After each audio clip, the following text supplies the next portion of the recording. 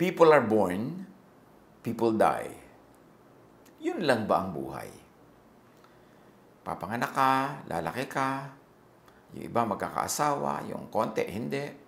Magkakaanak, yung iba, yung konti, hindi. Tapos, magpapalaki ka ng anak, tapos tatanda ka, and then, sa kabilang buhay ka na. Ganun ba lang talaga? O may iba pa?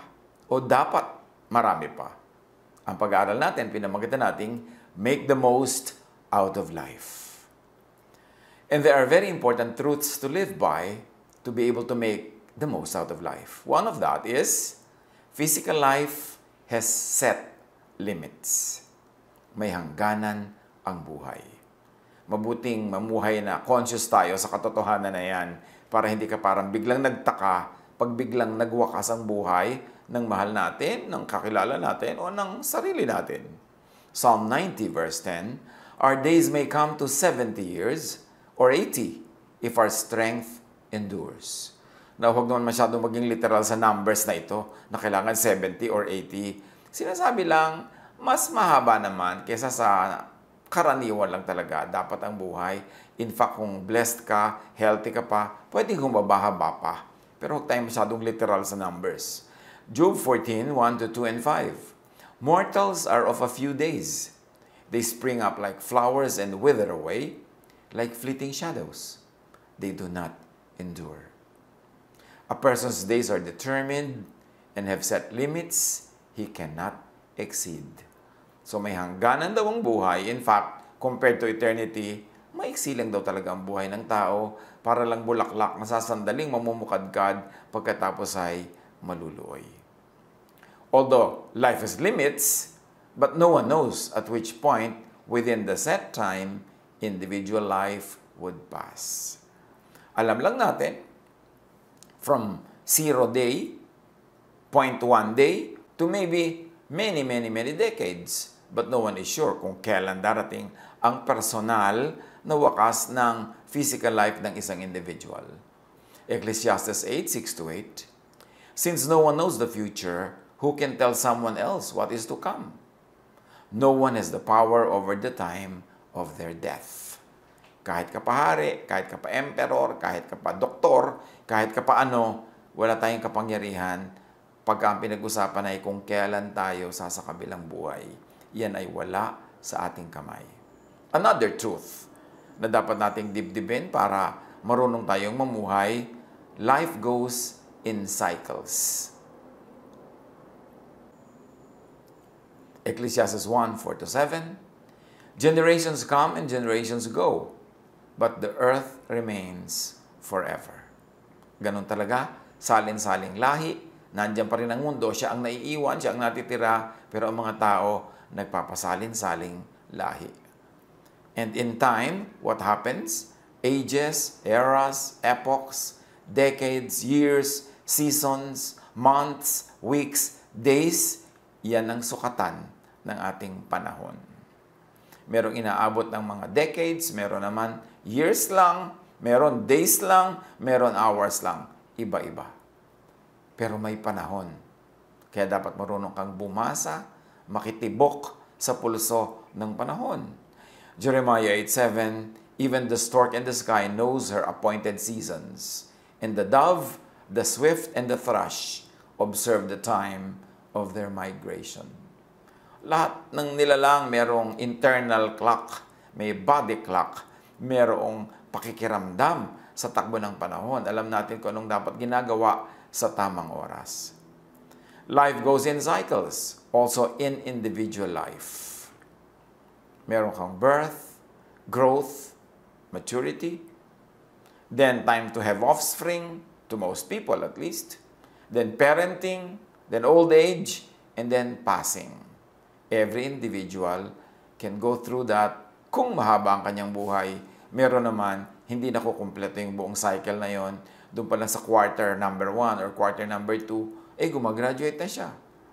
Ecclesiastes 5:16, as everyone comes, so they depart. Psalm 39:4, show me or enlighten me, Lord, my life's end and the number of my days. Let me know how fleeting my life is. Ituro mo sa akin, Panginoon, na pahalagahan ng panahon. Ipakita at ipaunawa mo sa akin na madali at mabilis lang ang buhay. So as we have said, life goes in cycles. In individual life and in passing, or what you might call an untimely passing at any point in time. Ecclesiastes 7:17, do not be over wicked, do not be a fool. Why die before your time? So meron dapat mas mahaba pa ang buhay mo, pero umiksi dahil sa kung ano-anong dahilan. Maaaring dahil sa tinatawag ng iba na aksidente, tinatawag ng iba na kapabayaan, tinatawag ng iba na minalas, pero meron na hindi inaabot yung dapat sana inabot niya kasi nagkakaroon ng dahilan. Job 34:20, they die in an instant, in the middle of the night. The people are shaken and they pass away. Mahiwaga ang buhay, hindi mo alam kung matutulog ka, gigising ka pa kinabukasan. Kaya pinapahalagahan natin ang oras, minamahal ang bawat maghapon, ang bawat magdamag, at sinisikap natin hindi tayo matutulog na may kaaway, may kagalit kasi baka hindi na siya magising bukas o tayo hindi na magising. So dapat pinapahalagahan. This is what it means na ipakita mo sa akin, Panginoon, kung gaano kaiksi lang ang buhay. So huwag akong maging pabaya, huwag akong maging magsawalang bahala, kundi bigyan ko ng bahalaga ang bawat dumadaang sandali. James 4:14, why? You do not even know what will happen tomorrow. What is your life? You are a mist that appears for a little while and then vanishes. Hindi daw natin alam ang mangyayari bukas. Ano nga daw ba ang buhay? Para lang usok. Usok ng kumukulong tubig, sandaling nandyan, tapos mamaya wala na uli. Kaya dapat marunong tayong magpahalaga sa bawat sandali. Huwag nating i-assume na lagi tayong makikita next week, next month, next year. Kasi hindi natin alam kung kaninong buhay ang mapapaaga na sumakabila. Kaya dapat we keep no records of wrongs, nagpapatawad, nagmamahalan, nagbibigayan, nagbabayad ng dapat bayaran, para kung abutan man tayo ng pagsakabilang buhay ng kapwa natin o ng sarili natin, walang regrets. That is how you make the most out of life.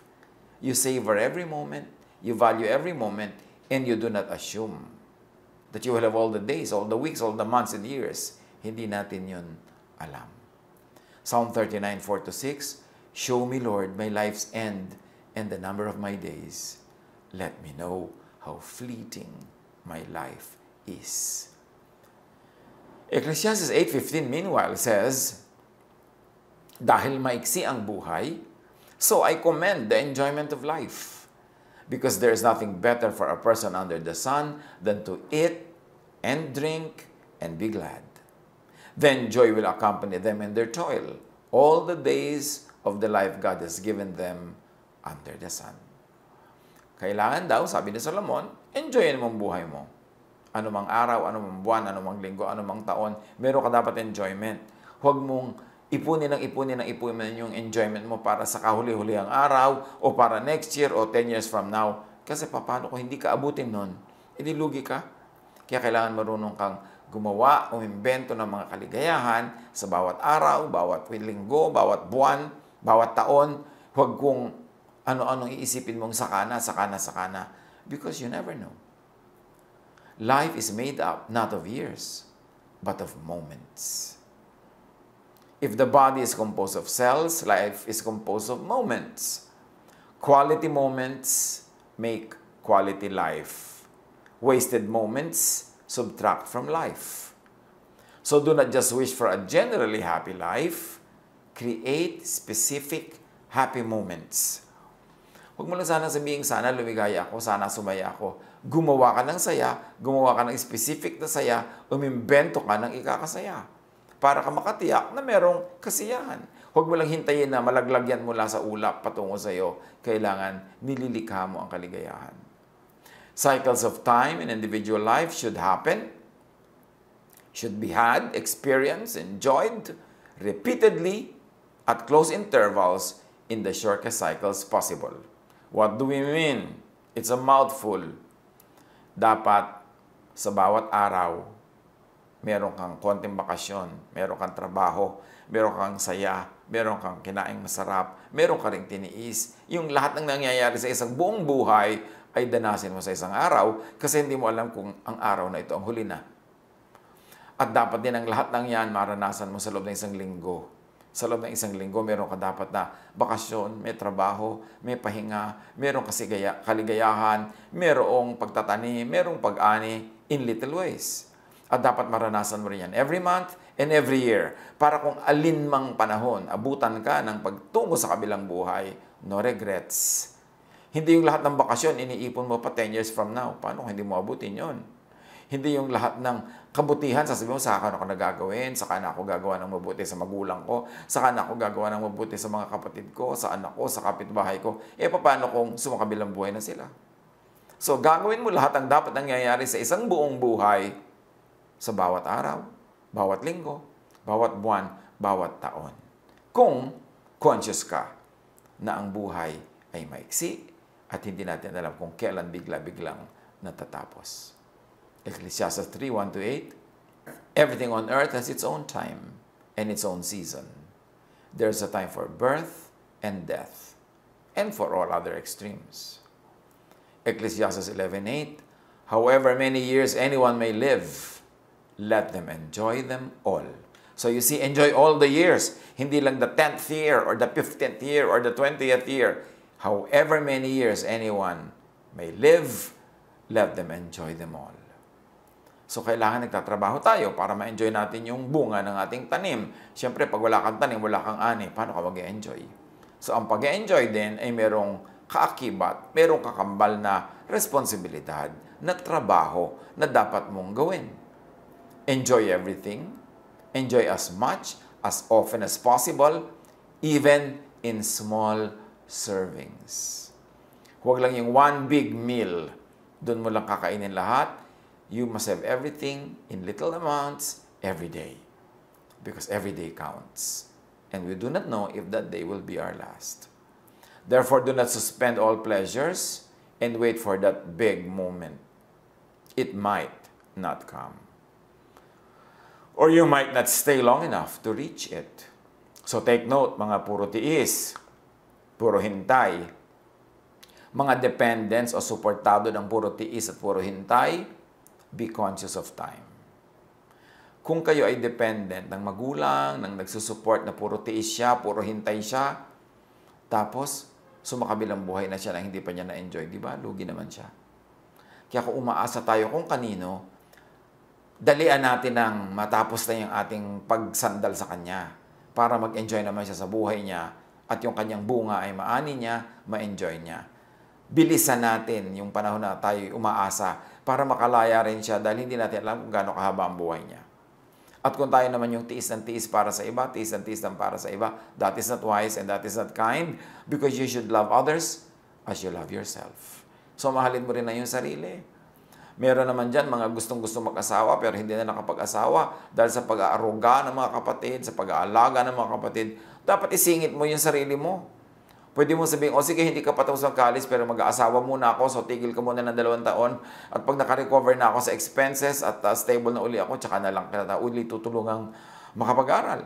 Hindi i-delay mo ang iyong sarili, lalo kung babae ka na, ang iyong biological clock is ticking away, at puro kakabayanihan. Pagkitas mamaya, nahuli ka na sa biyahe.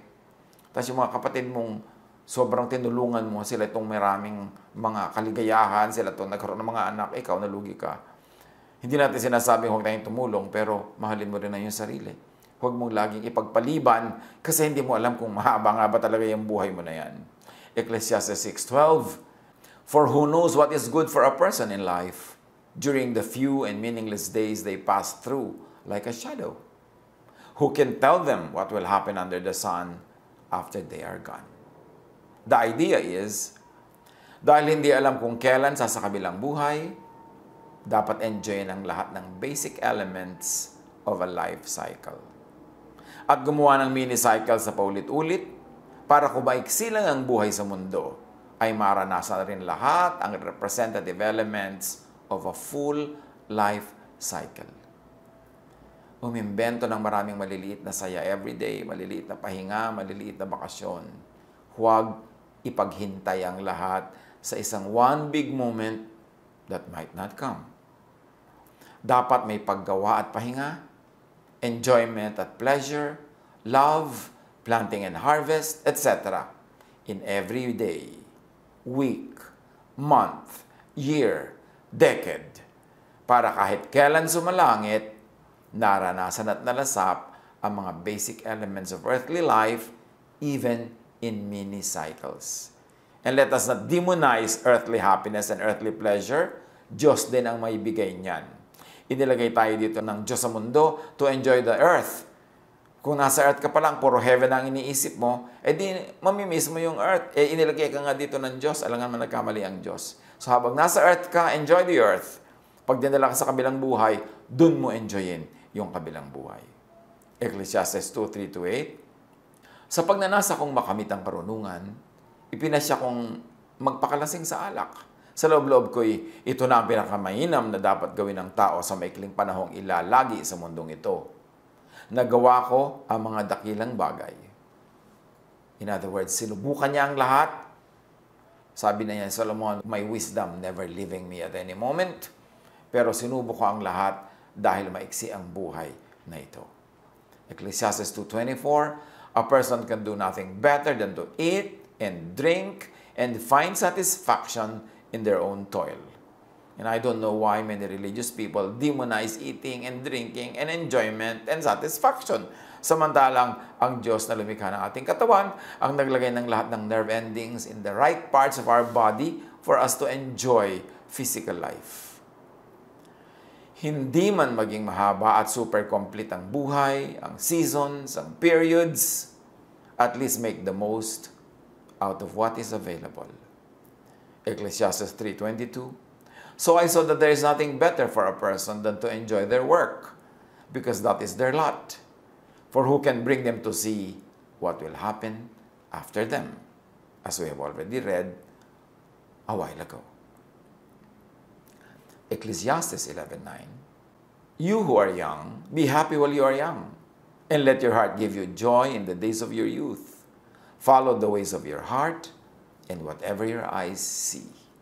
Ito ang payo sa kabataan, sa bata. Maging bata ka, enjoyin mo ang iyong buhay bilang bata.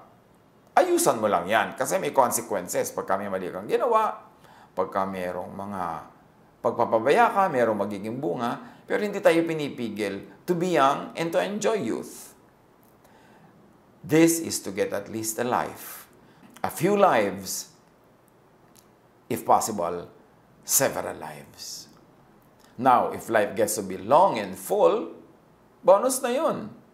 Pero kung maiksi, dapat hindi ka nalugi. Marami ka na rin na-enjoy. One gets and enjoys 1,000,000 lives within a life.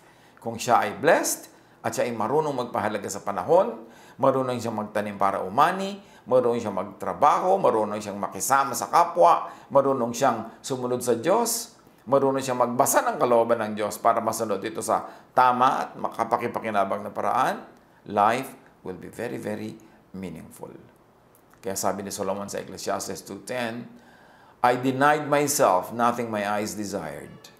I refused my heart no pleasure. My heart took delight in all my labor. So si Solomon, marunong mag-enjoy, pero huwag natin kakalimutan, marunong siya magtrabaho. Lagi siyang may labor, lagi siyang may planting, lagi siyang may projects. Ecclesiastes 9:7, Go, eat your food with gladness, and drink your wine with a joyful heart, for God has already approved what you do. Ang buhay, pwedeng mahaba, pwedeng maiksi by human standards. Pero kahit alin man doon, it is not the quantity of years in your life, but the quality of life in your years and in the life of your loved ones. Let us improve the quality of our lives. Kaya kalaban natin ang poverty, ang karalitaan, ang karukhaan, kasi maraming inaagaw sa ating ligaya at kasiyahan ang karalitaan. Kaya dapat magsikap, iangat ang buhay, umahon, bumangon, magtanim para umani, tulungan ang kapwa na magtanim para umani rin siya, at magtulungan tayo para ang buhay madoble, matriple, dumami ang ligaya at kahulugan. Romans 14:8-9, If we live for the Lord. And if we die for the Lord. So whether we live or die, we belong to the Lord. But, kahit maiksi ang buhay, do not be preoccupied with the issue of death. Huwag laging isipin yung death. Huwag laging katakutan yung death. Huwag laging ilagay sa isip kung paano mamamatay. Huwag imagine ng sarili na inililibing, inilalagay sa atol, inilalagay sa nicho. Kasi nakaka-stress yan. Tandaan mo, pagka ang tao ay sumakabilang buhay, yung spirito niya na totoong siya ay wala na sa katawan. Hindi tayo ang ating katawan. Tayo ang ating espiritu. So pag ang espiritu humiwalay na sa katawan, ang imagination mo, doon maisama sa spirito, yung bumabalik sa Diyos. Huwag mong isama ang yung imagination sa katawan. Kasi may stress ka na dinala ka sa punerarya, dinadala ka para imbalsamuhin, inililibing ka, tatabunan ka ng lupa. Di ba nakaka-stress, nakaka-depression? Kasi gano'n ang mangyayari pag isinama mo yung sarili mo sa yung katawan. Pat sabi sa Bible, at death, the spirit returns to God who gave it, and the body returns to the ground where it came from. At tayo yung espiritu, hindi tayo yung katawan. So huwag ka doon makipag-fellowship sa katawan. Madedepress ka. Yung katawan parang damit na hinubad, inilagay sa maleta, inilagay sa taguan. Hindi tayo yon. Ang totoong tayo ay yung espiritu na umaalis sa katawan sa oras na malagot ang ating hininga. So don't let death and the issue of death depress you. How do you get yourself and your mind off the issue of death? Ecclesiastes 5:20. They, meaning the blessed, seldom reflect on the days of their life, because God keeps them occupied with gladness of heart. Yun daw ang extra blessing. Pag tayo nabubuhay sa kalagitnaan, in the center of God's will, God keeps us busy with gladness, with goodness, with happiness, with joy, with peace. Kaya yun ang added bonus. Psalm 23:6, surely your goodness and love will follow me all the days of my life, and I will dwell in the house of the Lord in gladness forever. Ganun ang nangyayari if the Lord is our shepherd, if we walk after the Lord. Kaya sabi sa Proverbs 3:1-2, my son, do not forget my teaching. And I would like to say, do not forget my natural law, but keep my commands in your heart, for they will prolong your life many years and bring you peace and prosperity. Bakit natin inuong ka ng natural law? Nagtatanim, aani, natural law yun. Gagawa ka ng masama, may bunga, natural law yun. Kaya para tayo mabless, dapat marunong tayo mag-observe ng natural law. Hindi puro pray ka ng pray pero wala ka namang ginagawang tanim, wala kang ginagawang mabuti. Kailangan nating ma-appreciate na ang God is the author of natural law, therefore to obey natural law is to obey God's law. Psalm 91:14-16, because He loves me, says the Lord, which could mean because He lives by my natural law, I will rescue Him. I will protect Him, for He acknowledges my name, or I would say, He acknowledges my rules. He lives by the rules of heaven. He will call on me, meaning He will approach me in my terms, and I will answer Him. I will be with Him in trouble. Yun ang mga kailangan na masatisfy na sitwasyon so that God will be with us in trouble. That we abide in Him, that we follow Him, His natural law. Therefore, automatically, magkakaroon ng benefit ang pagsunod natin sa Kanyang mga laws. Ecclesiastes 7:14, sa mga nag-iisip ng buhay, dinadatnan kumisan ng hirap. When times are good, be happy. But when times are bad, consider this. God has made the one as well as the other. If we live for the Lord. If we die for the Lord. The Lord will always be in our hearts, and His goodness and mercy and love will follow us all the days of our lives. How do you make the most out of life? Respect time. Huwag magsayang. Live according to the dictates of the season. Kung taniman, magtanim. Kung aralan, mag-aral. Kung trabaho, magtrabaho. Kasi lahat yan may consequence. Dapat lahat nasa oras. At pag tinawag tayo ng Panginoon para sa makabilang buhay, maganda yung walang regrets. Dahil nagmahal na tayo, nagpatawad na tayo, bago pa tayo nalagutan ng hininga. Dahil nag-enjoy na tayo at pinag-enjoy na natin ang mga kapwa natin bago tayo malagutan ng hininga, then to live is Christ and to die is gain. Pagpulay-bulayan, pag-isipan, i-apply sa buhay. God bless us all.